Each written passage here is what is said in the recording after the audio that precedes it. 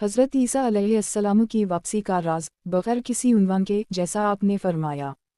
हज़रत ईसा अलैहिस्सलाम का तज़किरा कुरान मजीद में एक अजीम पैगंबर के तौर पर किया गया है, जिन्हें अल्लाह ताला ने बनी इसराइल की तरफ मबऊस फरमाया ताकि वो इन्हें अल्लाह की इबादत की तरफ बुलाएं। हज़रत ईसा अलैहिस्सलाम की ज़ात को न सिर्फ मुसलमानों के हम बल्कि ईसाइयों और दीगर मज़ाहिब के मानने वालों के हम भी बहुत एहतराम की निगाह से देखा जाता है। मगर जो बात मुसलमानों के अक़ीदे में नुमायाँ और मुनफरिद है, वो हज़रत ईसा अलैहिस्सलाम की ज़िंदगी के इस राज से जुड़ी है जो क़यामत से क़ब्ल उनकी वापसी से मुताल्लिक़ है। कुरान मजीद और अहादीस में हज़रत ईसा अलैहिस्सलाम की वापसी का ज़िक्र बहुत तफसील से किया गया है।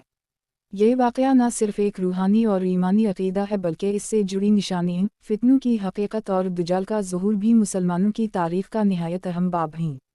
अल्लाह ताला ने हज़रत ईसा अलैहिस्सलाम को एक पाकीज़ा मुँह हज़रत मीम के बतन से बग़ैर बाप के पैदा फरमाया, जो ख़ुद एक अज़ीम मोजिज़ा है। जब हज़रत मीम ने हज़रत ईसा को जन्म दिया तो लोगों ने तरह तरह की बातें की, मगर अल्लाह ने उनके हक़ में गवाही दी।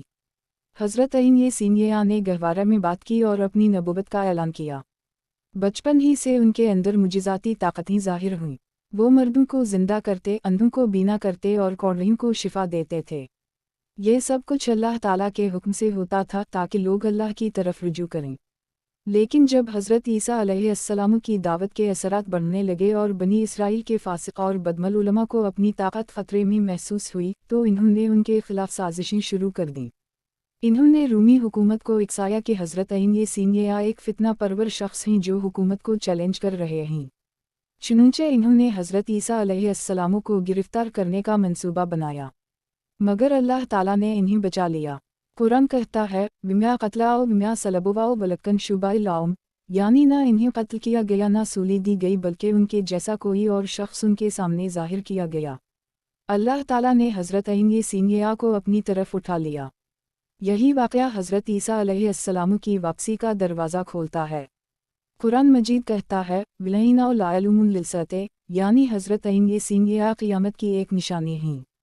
उनकी वापसी का राज उसी वादे में छुपा हुआ है जब दुनिया फितनों से भर जाएगी, जब दज्जाल का ज़ुहूर होगा, जब जुल्म अपनी इंतहा को पहुँचेगा, तब अल्लाह ताला हज़रत ईसा अलैहिस्सलाम को आसमान से दोबारा ज़मीन पर भेजेगा ताकि वो इस्लाम की सरबुलंदी, दज्जाल का ख़ात्मा और अदल व इंसाफ़ की हुकूमत कायम करें। हज़रत ईसा की वापसी का वक्त वो होगा जब मुसलमान शदीद आजमाइशों में मुब्तला होंगे। दज्जाल एक अजीम फितना होगा जो दुनिया को अपने फ़रेब से भटका देगा। इसके पास मुजज़्ज़ात की सी ताकतें होंगी, वो मर्दों को ज़िंदा करेगा, बारिश बरसाएगा, ज़मीन से ख़जाना निकालेगा और लोगों को जन्नत व